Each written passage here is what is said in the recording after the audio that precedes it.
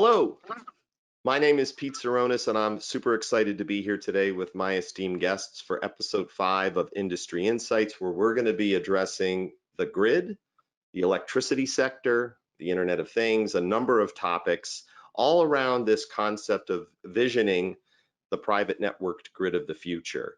My name is Pete Tseronis. I am the former Chief Technology Officer for the United States Department of Energy. I am now the CEO and founder of a company called Dots and Bridges, which is truly just that. Connect dots, build bridges, create a few light bulb moments, and in the process, educate, inform, and enlighten. And today, with this esteemed panel of folks, we're going to talk about technology, we're going to talk about humanity, and we're going to talk how culture together really is that intersection. And we hope that those watching understand the importance of the sector, energy, the technology, and how it impacts our lives today. I worked in government for 25 years, and now I've been out on my own, really hoping to take this opportunity to introduce thought leaders like Bobbi and Bruce and Chris, and understand that their passion and their personal professional journeys are not only impressive, but filled with that passion and purpose that we know that you will hear today. So before I introduce these awesome folks, I also want to just set the table here. We're going to talk about critical infrastructure, which in its simplest form are 16 sectors in our country that are deemed incredibly powerful, and that, quote, whose assets, systems, and networks, whether physical or virtual, are considered so vital to the United States that their incapacitation or destruction would have a debilitating effect on security, national economic security, national public health or safety, or any combination thereof. So in that space or in that domain, please understand that we're talking about the things that we rely and depend on each and every day of the week. We'll discuss grid modernization, the power grid, the thing that controls all the things we that we need, but we don't necessarily see. And we'll talk terms like resilience and scalability and affordability. We'll talk about the industrial Internet of Things, which is all those devices that communicate in a world that's digitally connected. And yes, we will get to private LTE and talk a little bit about licensed spectrum. And again, that's the real critical stuff that is so important to our world. So hopefully that set the table. Bobbi, Chris, Bruce, we're gonna kick it off here. Bobbi Harris is the founder and CEO of Smart Water, Smart City. She is a fractional chief marketing officer. We'll get to that. I'm going to let you hear from Bobbi on what that means, because it's pretty cool.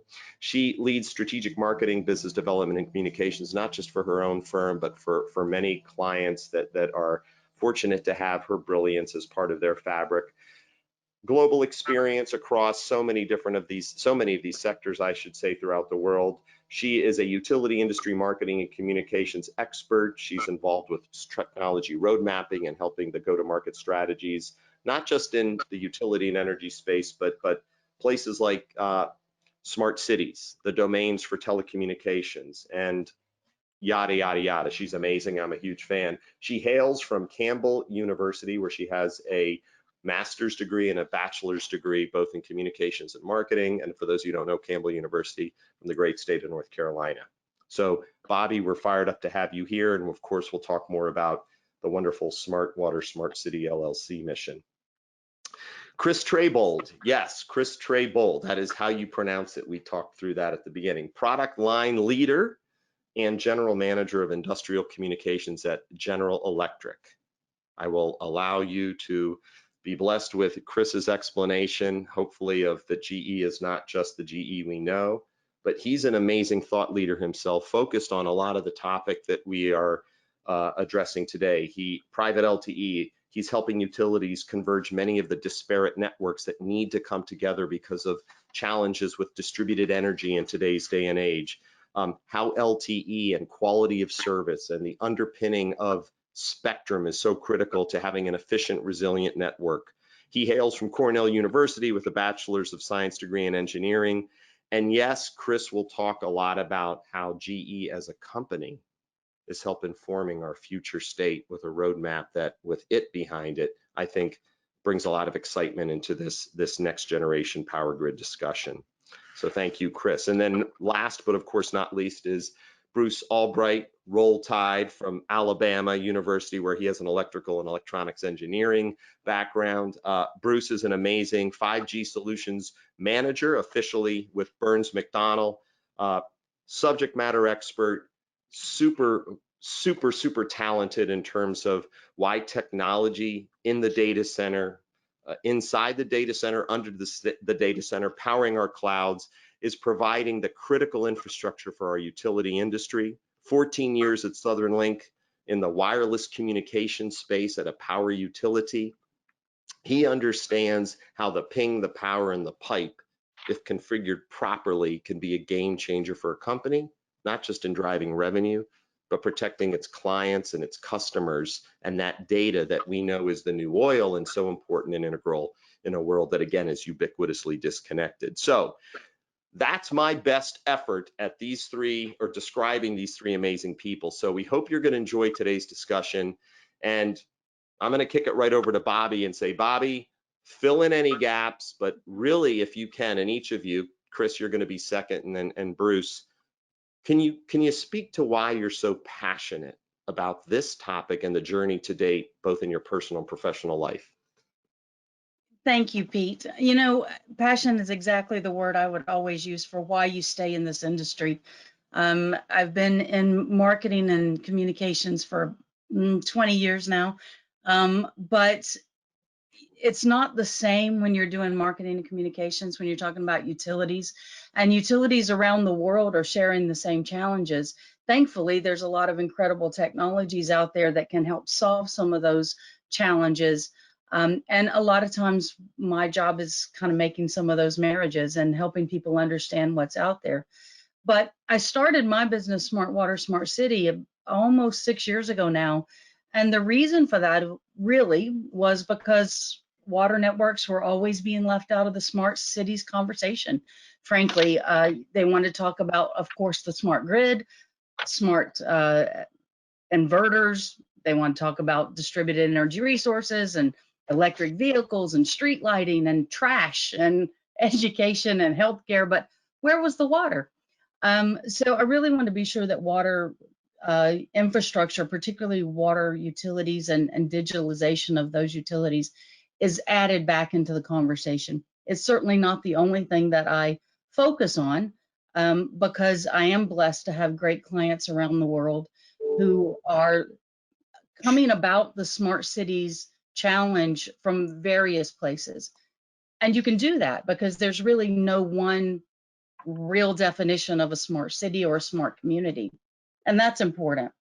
Yeah, So, well, I just want to interject. You've brought up a topic that I know we'll interlace here. And at the outset, I talked about those sectors, but you sit right at that intersection of energy water nexus, correct? That's important. Yes. And that's the critical thing that people are still trying to get their heads around, is that nexus. You're absolutely right.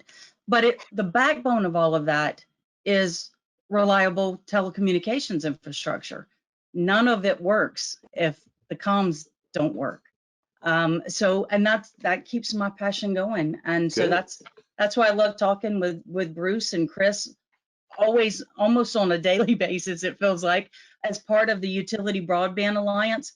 Great things are going on there. I'm thrilled that I get to work with that organization, standing up a new alliance that's so important when you're talking about broadband.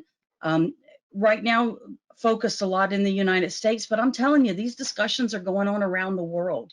So it's really an exciting time. I know we'll get back to some of that as well, but I do have a passion for it. I will get on a soapbox and people will have to say, okay, that's enough. We really didn't want to know all that. But it's all you know, good. and Okay. that's why Chris and Bruce and I get together and chat a lot. Good. Well, let's move on to Chris. Chris, and thank you, by the way, for the shout out to the United Broadband Alliance. Am I properly stating that? The utility, I'm sorry, utility, forgive me, I'm looking at my notes wrong. Hey, just for everybody, we're going to call it UBBA at a couple times throughout, but the UBBA, the Utility Broadband Alliance, if I'm not mistaken, about 27 member organization, great consortium for collaboration across academia, industry, government, sector specific, no egos involved, but really looking to advance. And please look into the UBBA if you take anything away from today. Chris, 5G, 4G, private LTE QoS, again, your passion. Talk to us a little bit about why you like to eat, sleep, and drink this topic pretty regularly, and how it's impacted your journey through life. Yeah, sure. So, these are unprecedented times in terms of utilities' ability to really transform their next generation networks. And, for forever, utilities have been about small, private, very disparate networks. And there's never been a bigger opportunity than now to take advantage of what's been going on in the political and spectrum domain, and the choices you have now, and to really move your networks forward into a standards-based technology like private LTE, which I'm sure we're going to talk quite a bit about on this call. We have things going on with executive orders and rural broadband needs, and it's just, and distributed assets. All of these things just require more and more data and management and a higher bandwidth network to run, and that's why I'm excited, because spectrum is the thing that makes that all happen. And it's never been available before. U.S. is leading the charge, but we're involved internationally as well, following suit. And the UBBA, as we've mentioned, has a great reference customer in SoCo who's already deployed a network of this scale and seen that kind of benefit. So just really exciting times, and I'm really glad to be part of watching the transformation. Well, thank you for that. And I wrote down spectrum utilization, lots to think about. If I can just ask one other quick question and just your initial thoughts, because yes, we will get into lots to think about. Bobbi referenced collaboration and then the underpinnings of infrastructure, and looking forward to Bruce's sort of initial thoughts. The legacy and aging environment that we know exists today, Chris, nothing I would venture to say is going to be ripped out and replaced overnight. Can you just high level speak to how important it is that legacy infrastructure with next gen infrastructure, there's going to be a long period of time where they'll coexist? Oh, absolutely. Yeah, no, I mean, the legacy narrowband systems will stay in place, and they're fine for monitoring what they're doing. But as you're trying to bring more and more assets onto the grid and do more and more things like do video monitoring so you can meet security requirements of the utilities, there are certain applications that just don't hold up well to those kind of networks and need a next generational network. So you're exactly right. Those existing systems of doing simple monitoring will stay in place for long periods of time. They run great. And then the other gap that needs to be crossed there is most utilities have their communications group that know how to run those networks. And it's going to take some time to transfer them over to next generational networks. And there's gaps. There's gaps in the vendor base. There's gaps in their knowledge of the next gen communication systems versus the old SCADA type systems. So yeah, this will definitely be a journey over time. And let's keep that thought for everybody about that journey, and the fact that while with the promise of next generation grid, there's let's call it what it is, risk of cyber and physical security that we want to ensure that obviously is addressed along the way. Because hey, when you have more devices communicating with more devices, there's just a little extra effort when the threat landscape expands. Brother Bruce, big fan. I just realized you and I graduated from the same in the same year, so I feel like at 53, at least I am. Right, class of '89. Maybe you were. Took 2 extra years. So. Okay, awesome. Well, there you go. I was on the 6-year plan. All right, it sounds good. My bad. But hey, thank you for all the insight on Alabama and Roll Tide, and what a great state and part of the country. Bruce, I look at you on this panel, this discussion, this fireside chat as helping us understand some of that complexity, whether it's what goes on in a behind the scenes in a utility with a power grid and introduction of new technology. Can you speak to sort of again that journey and what you've seen, and that it's a continuously evolving ecosystem, and what are you most passionate about as you're seeing the future? Yeah, so I started with Southern Link about 15 years prior to my change going to Burns and McDonnell. Around about 2010, we came up with a program that was called Vision 2020. And I'll tell all of you that the vision we had for 2020 was not what we're seeing today. Given that, we wanted to come up with what do we need to change within the power company. So this was a whole Southern company initiative. So it included Alabama Power, Georgia Power, Gulf Power, and all of the different utilities there, as well as Southern Link Wireless, which is where I worked. We were running an IDE network, and we're like, what's next, right? So we came into a foundational type network, which is, I think at the time was kind of revolutionary. In looking at what utilities tend to do is they have a problem. They go and find a communication solution to solve that one problem. And what we were looking for is how do we replace all those disparate networks with a foundational network that will service all the needs going forward with a 10-year view. So we put that together, made the decisions, got the financial backing to proceed. We went through and started building our network around about, it's probably 2014 when we really started building the data centers and getting everything deployed. As we finished up that network and the project was over, as we referred to it as a project, I'm like, it's really a living, breathing organism, because an LTE network is not just a project, it's not just a communications platform. It evolves and it continues to evolve, and it moves at the speed of the carriers, right? So as we built that network, I got a call from Matt Olson, which is, I consider him a great thought leader in the industry. He said, hey, yeah, I've seen what you've done at Southern. How would you like to come to Burns & Mac and let's do it all over the country? That was exciting to me because I do see the impacts that the communications infrastructure for a utility has. The impacts on everyday life that people don't think about, when they flip a light switch on, right? The impacts after a hurricane. I got to go through some of the worst hurricanes that we've had lately, and Katrina included, and see the impacts on the everyday life and understand that it's really the communications platform that allows the utilities to put their stuff back together. Without communications, they can't even start. It's dangerous. So the communications infrastructure always came first, and we had to build everything with a resilience and reliability that the commercial carriers simply were not willing to sign up for. So it became very apparent that building these foundational networks for utilities was paramount to moving forward with all of the new devices, the distributed energy and everything that's coming along that requires more and more devices that can't be supported by your narrowband systems, right? So that's what excites me about all of it, is when you think about the impact you're really having on people's lives, and they don't have to know about it, they don't have to care about it, because we're taking care of it, and that's what becomes very important, right?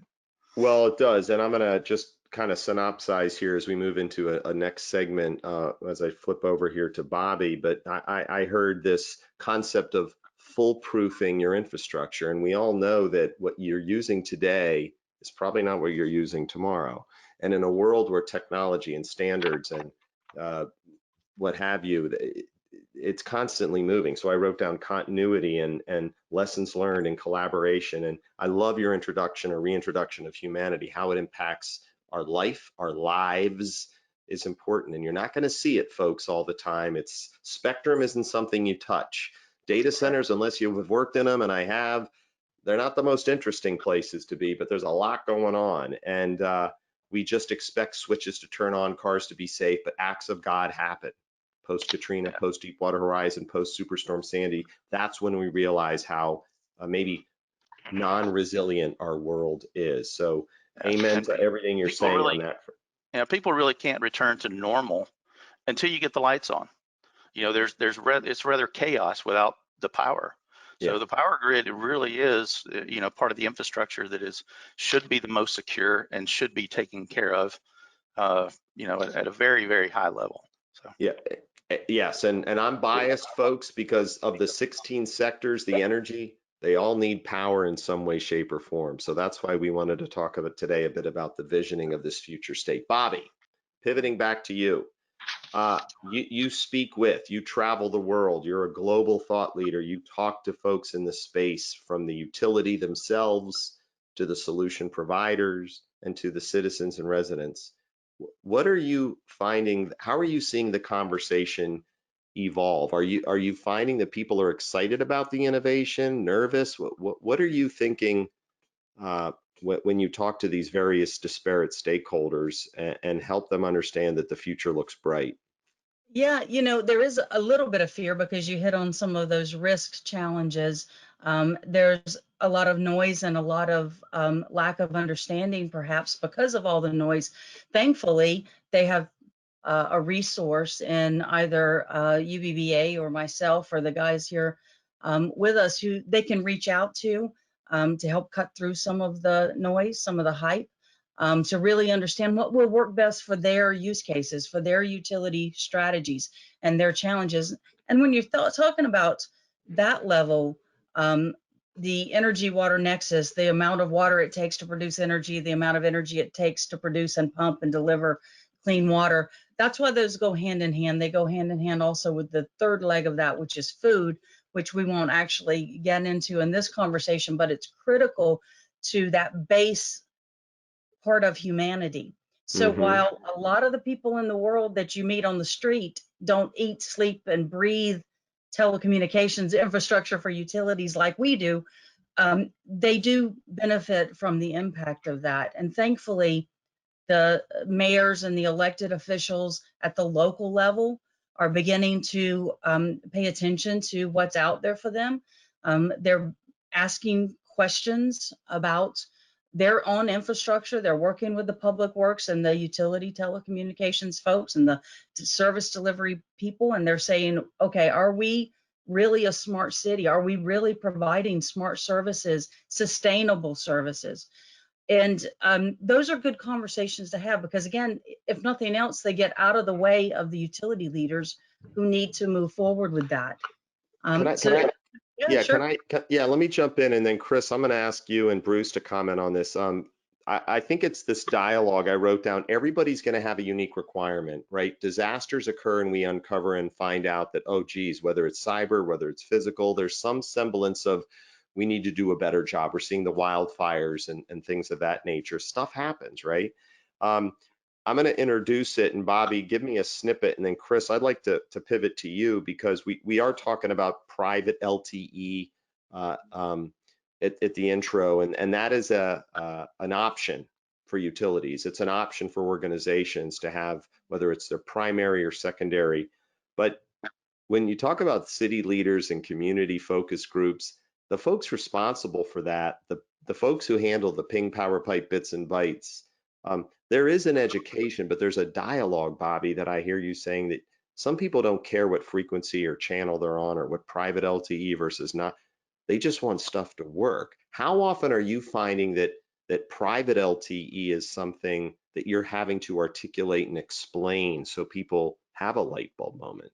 Do they care? Well, and they do actually, because how many times during a natural disaster or right after one, will your cell service go down? So the conversation gets very easy at that point to say, is that really what you want your most critical infrastructure riding on a public network that has to compete with every device and every video and every squirrel water skiing? Because I saw that. And then it gets really easy to have the conversation because the answer invariably is no. We want reliability. We want always on, especially after these bad things may happen. So, and that's where you turn to folks like GE and Chris. I'll let you jump right in on that because you great segue. Chris, talk to us about some of the complexity. Geek out for a minute or two, but let's paint the picture of private LTE at this point. Yeah, and I think with utilities, it's a little more natural just because they've been so used to and relying on private networks to begin with. So private's kind of in their DNA from the get-go. So, but again, they're outgrowing those networks. And so the desire to move to private LTE and the benefits, I think that's a pretty easy and straightforward sell as to why it makes sense.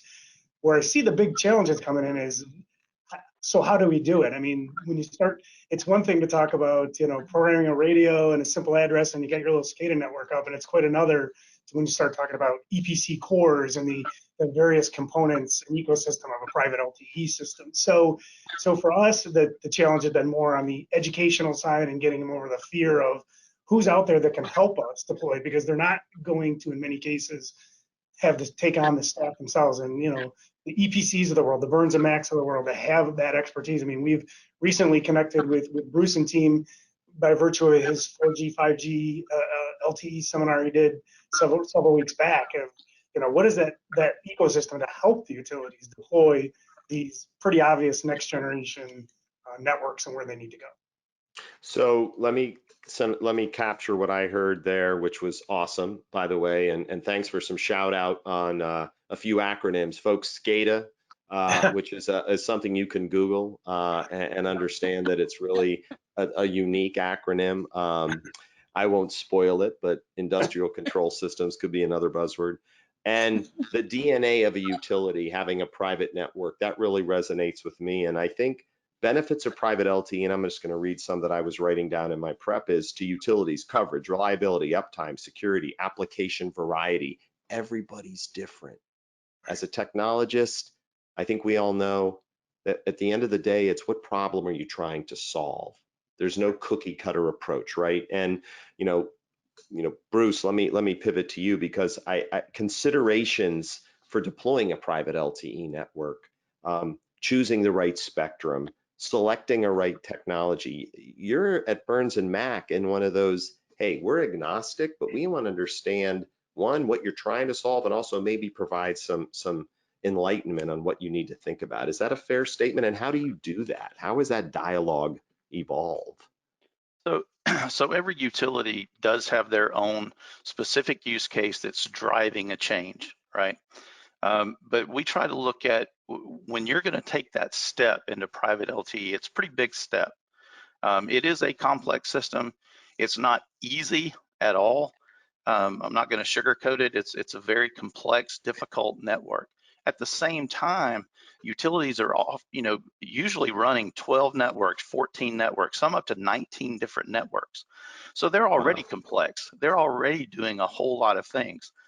And if you look at private LTE as the answer to a single use case, your business case is going to fail, because the cost of LTE is not cheap either. And the operational cost of LTE is not cheap. So you have to look at it as a foundational network. This has to be the foundation to what you're going to build on going forward. And it may be to solve today's use case, but then you build a timeline as to, when do I retire my next system and put it on private LTE? And when do I retire the next system? So you build a timeline, and then you start building the financial model that shows you over time it's much cheaper to go that route. And spectrum today is more available than it's ever been for utilities. It's not only the Anterix spectrum and the rulings around the 900 meg rebanding, but you look at CBRS spectrum. There's a whole bunch of other spectrum changes that the FCC is making, and I don't see that stopping. I think the FCC will continue to carve up some of the Department of Defense spectrum, some of the spectrum that's very underutilized. They're going to carve it up and put it back in for public use. So utilities are going to have opportunity going forward with spectrum, but getting out of the gate and starting now, because you can't, if you want to use it next year, you can't start building it right now and be there. It takes 2 to 3 years to stand up that network. So it's really in building that foundational model, looking at the total cost of ownership going over time, building your financial models to go with your regulators and get the financial backing and approval. You have to have a really strong business case to get that. And then putting everything that communicates into that model, because you look at the devices that GE is making and other companies are making, those devices are meant for LTE. LTE is a global standard system. So now you're not buying just devices that work on one little network, and you have to expand your one little network, and then you build another little network and expand it with devices. You're on a global standard where you're buying devices. And as those devices evolve and new use cases come up, you're going to have a foundational network that will support those. So go ahead. No, And I I was was going to say just going to add, Bruce. communication. I'm sorry, go ahead. No, go ahead. Go ahead. No, All right, I'll jump in. Bruce, okay, go ahead. No, you're cool. You're good on that parting note there? Yes. Okay, so Bobbi, I was coming right back to you because I read a comment recently, or at least some summary of one of your passionate topics around private LTE, and it said, private LTE can be a strategic and tactical advantage for utilities as the volume of devices and data expands rapidly. I want to pivot into the art of the possible because I want to just say, or at least capture for our audience, that we talked about it is complex. It is a road mapping type of effort that most people in a day and age want to just go buy something, plug it in and say, I'm a smart city. It doesn't work like that. Burns and Mac, GE, Bobbi Harris, Anterix, FCC. There's a lot you have to leverage as a resource. But let's take your statement or your feeling there about private LTE, Bobbi, and let's talk about this art of the possible. Like, why should folks be excited about the promise of private LTE in smart cities? Well, because that's exactly what Bruce was alluding to, I think, is because it opens the door for vendors and technology and this innovation to add devices to make new applications available to utilities, because now they have this common infrastructure, this common platform that's standards based. That should set some mind at ease over at the utility, because it helps them not worry so much about end of life kind of concepts or future proofing or protecting their ROI, because they've got the platform, as Bruce was saying. But it also opens up now this new possibility for going to the consumer level and saying, you now have control over your usage of water, gas, electric, heat, wastewater even. You have knowledge based on the information that now your utilities and third providers probably can now give you. So yeah, the possibility of what a true smart city or smart community is now layered into that telecommunications level. Okay, so let me segue to Chris. Chris, one of the topics that we talked about in our prep calls were the aging workforce. So Bobbi just talked about new devices. Bruce talked about legacy, and it's a journey, and it could take a couple of years. It could be obviously an investment. You have to have money to make money to optimize. Can you speak a little bit to what you're observing, hearing, listening in terms of, look, there is a workforce out there that maintains an operational technology network, and OT means something to the utility world, right, Bruce? But the OT IT integration, can you speak to some of that? Hey, there's a normalcy to fearing the future, but the workforce, we depend on that legacy brilliance to get us where we need to go with 5G and so forth. Chris, can you comment on some of that? Yeah, sure. So for sure, and I think I was saying during the prep call, one of the things that was brought to light is one of our more recent products we brought out. Great networking, great security, great LTE product. But when we put it in the hands of that aging workforce to do what it also can do is the old, backward compatible kind of modes, they gave us a lot of grief. They said, you really missed the boat on this implementation. It's far too complex for us to do this. So kind of change the way we develop products as a result, and we had to do some significant re-architecture to do that. So, but yeah, to your point, I think we need to learn from that workforce and transition it and help the utilities find ways to get these next generations done, whether it be through partnerships or growing their own talent internally. But clearly, it's a big challenge for the industry to solve. So let me pivot to Bruce. Bruce, being in that position and knowing people, I know folks who are, I know SCADA, I know industrial control, I know certain protocols. You want to put the internet on my network? Now, some people say, well, that's a cause for, hey, keep it private. But I think the network of networks, the grid, legacy, 100 years old, it works. Reliability was the objective, but resilience, scalability, security, advanced metering. Bobbi brought some of that up with this wonderful opportunity with the IoT world, the industrial or the Internet of Things. Can you speak a little bit to that? Because you've been there. How are you seeing this aging workforce and need to transition so that our workforce of the future is a 21st century workforce with the applications Bobbi pointed out that can be of value to the consumer as well as the utility operator? Okay, yeah, sure. So when we went through and started building LTE, all of my guys were telecom guys, right? They've done, telecom for their whole entire career. Then we're bringing in all these IT guys that are now building IT networks and IP data streams, and you have all this different technology. And there was a lot of confusion, I think, at first about how do you merge these two groups. But I think it's became very apparent to us that the older telecom guys, the newer IP network guys, don't really understand telecom, don't really understand the ins and outs of the telecom business. They understand data networks.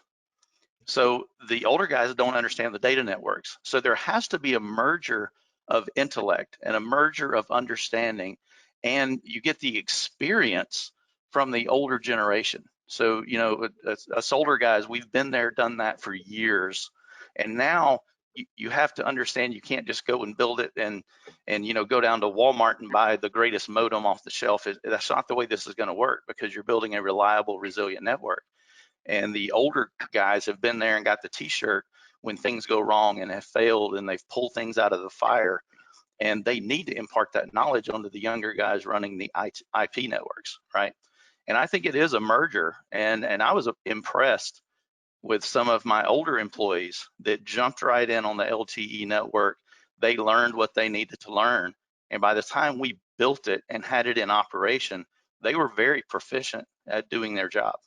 So, I mean, it's a natural evolution. People have fear at first, but you have to put aside the fear and be willing to learn and grow. And those that are willing to learn and grow can. And the younger guys can teach you. There's some really, really sharp guys coming out of college that are amazing. I walk around Burns and Mac thinking, man, these guys are amazing.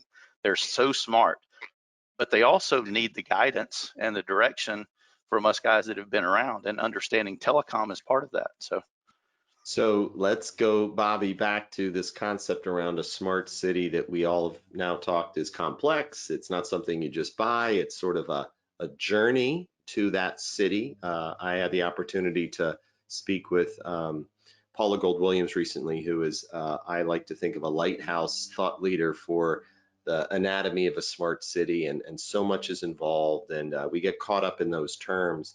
But I have to give a shout out, Rose, to you and Chris and Bobbi for saying, this workforce, the experience you refer to, the merger of intellect. I love that line.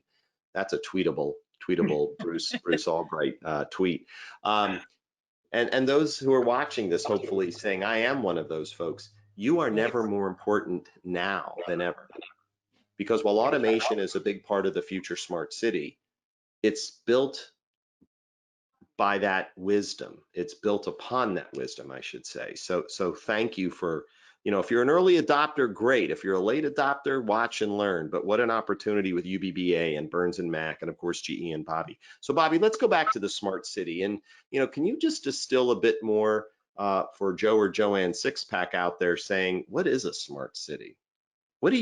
How do you define, knowing there's no one answer? Right. Put on And your I professor actually, hat for a minute.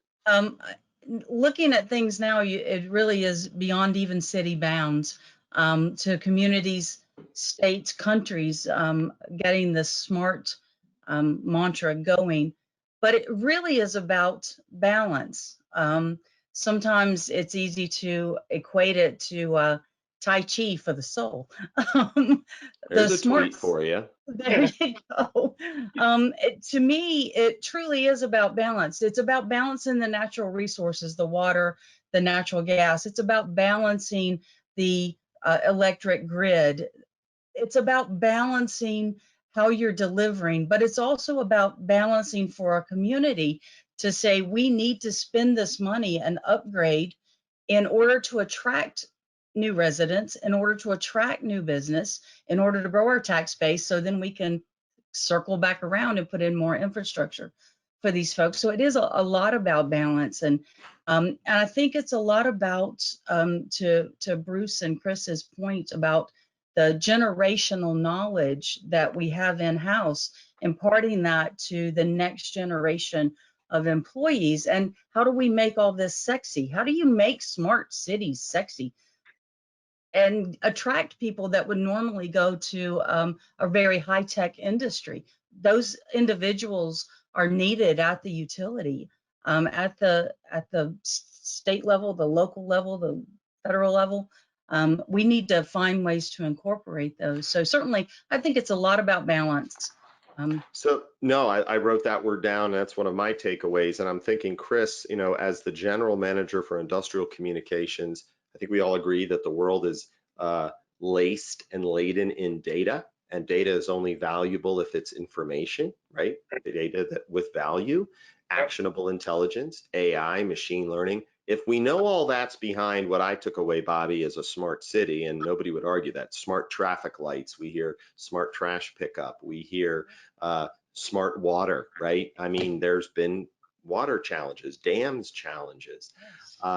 We have so much data, and we're making technology or developing it to be faster, collected faster, aggregated. Chris, how do you manage this data? How are we building the platforms so that whether I have private LTE, whether it's my primary or secondary, can you speak maybe to some of that, distill the data so it means something to you?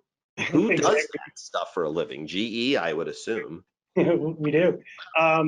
Yeah, so I mean, foundationally, a broadband network is the start, right? There's more and more data, and you need a bigger pipe to get it back. But that said, it's still not infinite, right? There's still finite channel sizes and finite number of devices that can get on there. So there's definitely much more and more of a trend of these what people would call IoT devices, things out at the edge on some of these street lights and charging stations or whatever, to process the data locally. So you only need to put over the air what you need to put over the air. Because again, while a broadband network is required to do all the disparate things you want to get done, it still has a finite limit. And the more you can do and control and make decisions at the edge and only send across that network what you really need, the better and more devices you're going to be able to accommodate to get that done.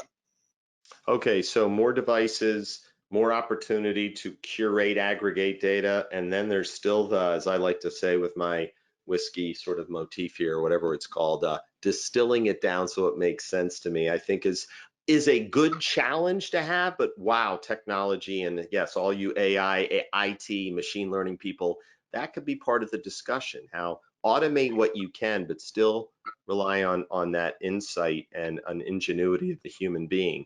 Yeah. Let me pivot, or Bruce, and again, please, if somebody has a comment on that, we know the rule, raise the hand. But Bruce, I do want to ask you, because you've been in data centers. I'm looking at some of this incredible pedigree of yours where you've been in the switch rooms, the substations. You understand a lot of that legacy environment that just works. And when you're in a position of trying to help a consumer or a business know, look, just because it works, it's not good enough. And picking the right frequency or the spectrum that's available, you got to get through that, right? To help them get excited. So in that theme of smart cities and so much data and what an opportunity, what are your thoughts hearing your colleagues talk here? So, I mean, I agree with everything they've said, but looking at the spectrum to me is very important, because you start looking at sub 1 gig spectrum and the density of the cell sites you have to put out, the operational expense or the capital outlay.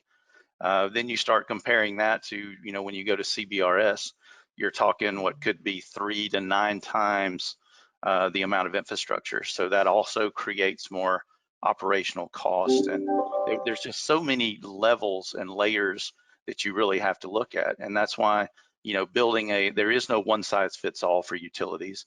Every utility is different. They've done things differently throughout their histories.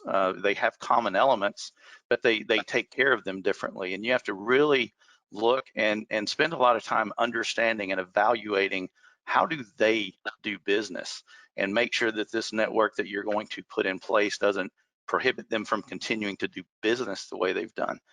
And the same with a city. If you're going to deploy an LTE infrastructure or some type of broadband infrastructure to provide services in a city, you have to look at, well, what is the proper way to go about that? Maybe it's bringing in fiber first. Maybe it's partnering with the utility and drop fiber, because maybe they don't have really good internet into the city itself. Then you can look at things like using fixed wireless access applications over CBRS to spread that use of technology. And as you have an uptake, and as you get, I'm sorry, go ahead, Pete. No, I'm sorry, I have a question. Can I interrupt you for a second? Absolutely. Because you're getting into these considerations, and I'm sitting here as a consumer who just had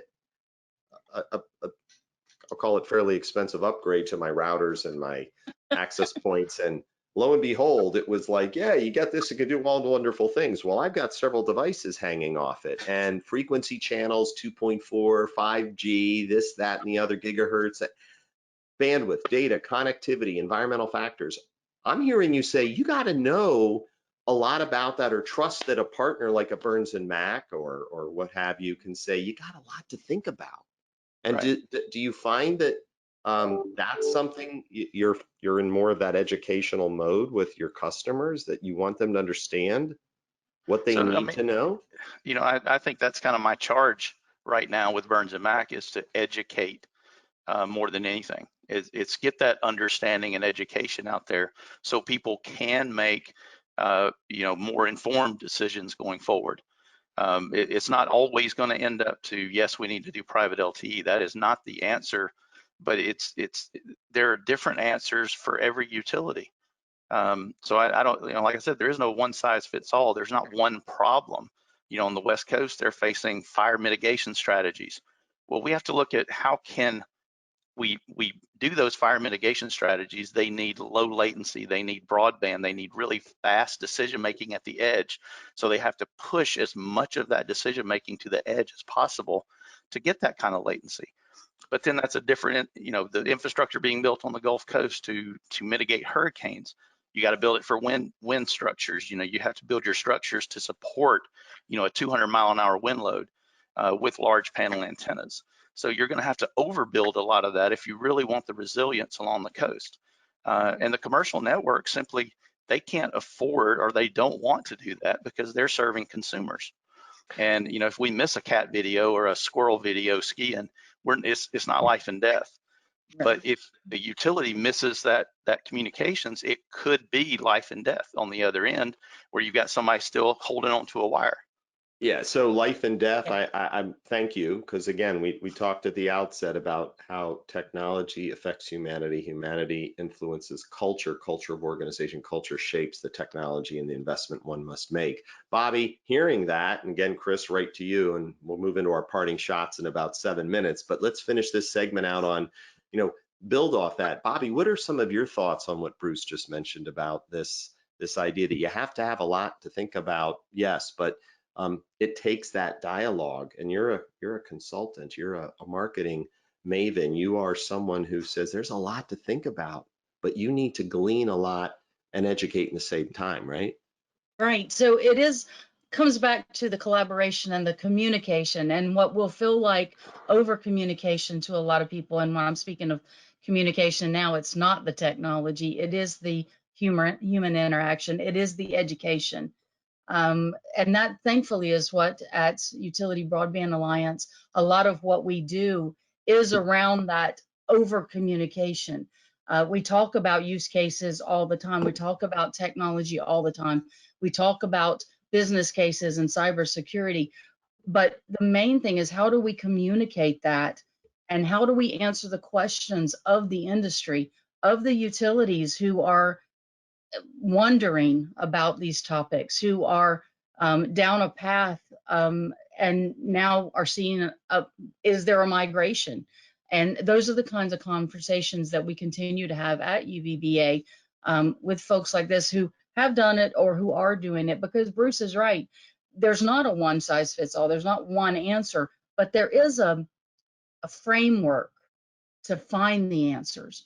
And that's what we work on all the time. So that to me is the exciting part, the collaboration, and then the education of those people, the stakeholders, because yeah, I like to talk about the end consumer, and regulators like to talk about the end consumer too. But how will a utility leader put in and get approval for new infrastructure like this if they don't talk about those end consumers to the regulators? There is a story here. Yeah, so let me ask you a question, and this will hopefully serve as a springboard, Chris, to you. Bobbi, smart cities requires technology diligence. It requires we as a utility, we as a city depend on folks bringing us solutions for consideration.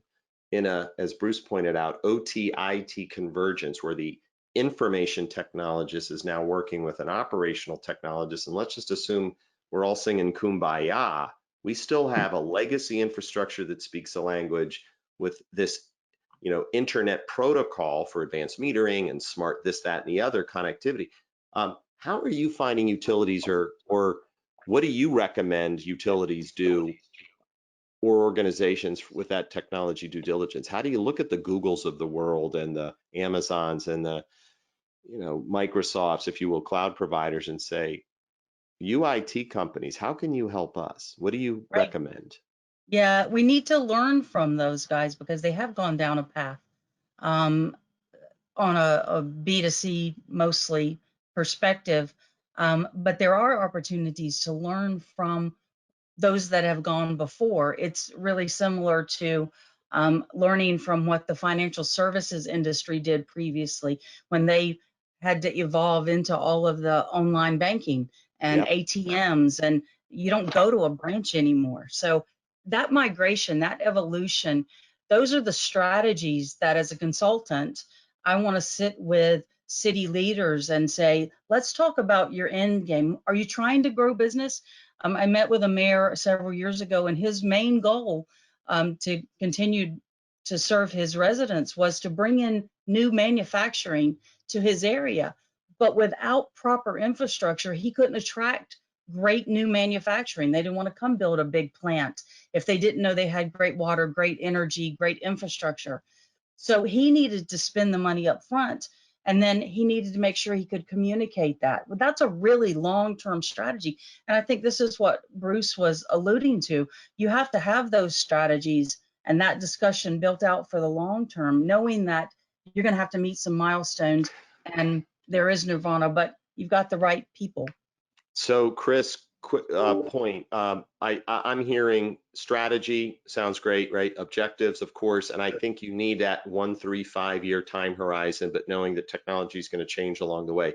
Same question back to you. Technology diligence. What are your thoughts on that as you talk to utilities or hear from? Because folks, there's a lot out there to think about buying, purchasing. What are your thoughts on the due diligence component?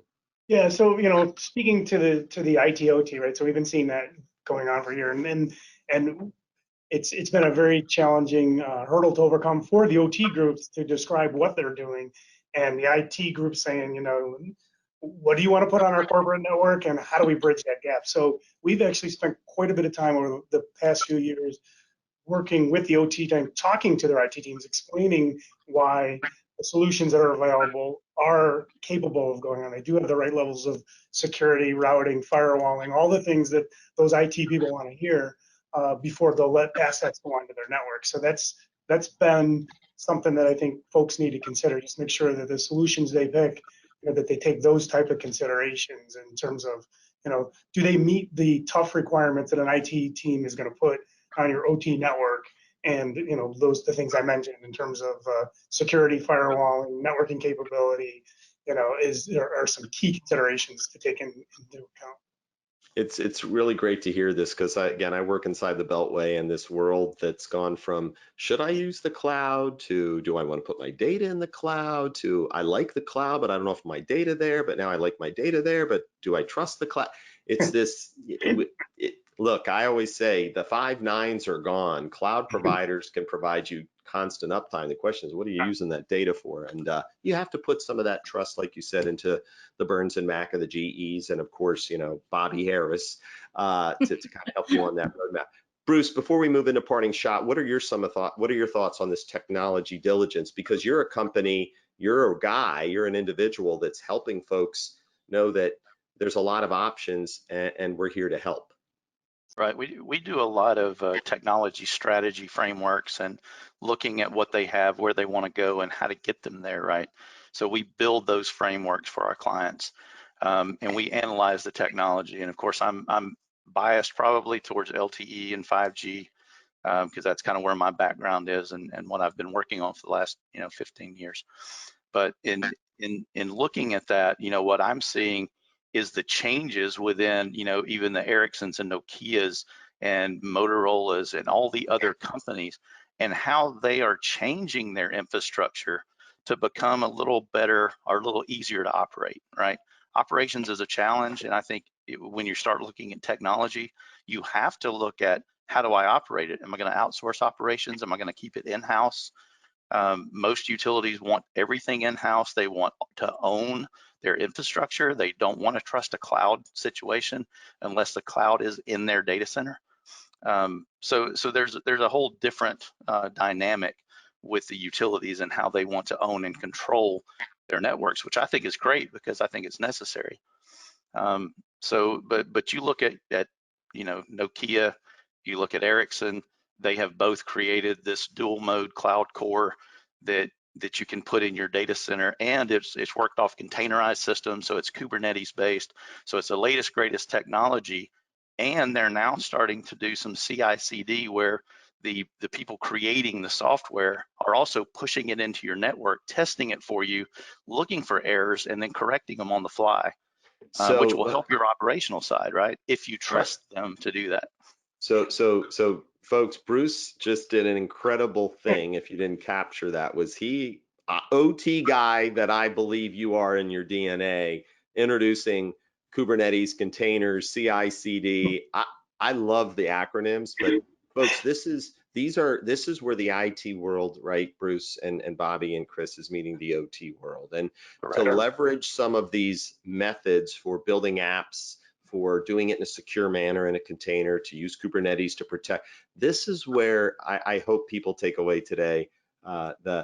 You can fear it, but the train left the station, and the IT world is here to stay. Let's leverage some of the good, because we know there are bad actors out there. Okay, we have a couple minutes, literally. Bobbi, parting shot, you know the rules. What is it that you feel you gleaned from today and you want to leave with the audience? Then we're going to go to Chris and Bruce. I'm going to say there's no excuse to not get started right now. Clearly, there's incredible technology out there. There's incredible help out there, and consultants like Burns and Mac out there. There's no excuse. So there is a solution. Let's build the program to get utilities and cities to that place. Love it. Chris. Yep. No, and I'd echo what Bobbi said. I think if you heard anything today, it's not easy, but it's not impossible. And there's an ecosystem out there for you to lean on, learn from, and it will be worth it. Anything worth doing sometimes is hard, and this is worth doing. Well said, Bruce. So I would say what I hope people would understand is that looking to build a foundational network is the right answer. What foundational network may not be completely solved, but now is the time to start. There's no better time with spectrum opportunities, and the faster you get started, the more you will realize, your bottom line profits and the whole opening the Pandora's box to what the future can hold by building that foundational network. Okay, and I would add one last thing, and come on over to UBBA.com and reach out and hear the rest of the story, because that's what these guys talk about every day. So my last plug for UBBA. All good. Let me give my parting shot. I heard mission modernization, technology insertion, return on investment, foundational future proofing your infrastructure, places like the UBBA, places like Smart City, Smart Water, places like Burns and Mac, and places like GE represent a part of that tapestry of wisdom that our country has and organizations have at their disposal. Reach out, connect. Today was an awesome day. Thank you to Anterix, Anthony, Mar, Danielle for putting this together, and we'll do this again. And shout out to Bruce, Chris, and Bobbi. I learn when I listen, and I think we all can be active listeners in this dialogue. So thank you for your time. And until next time, keep doing the great things you do, and all for the greater good.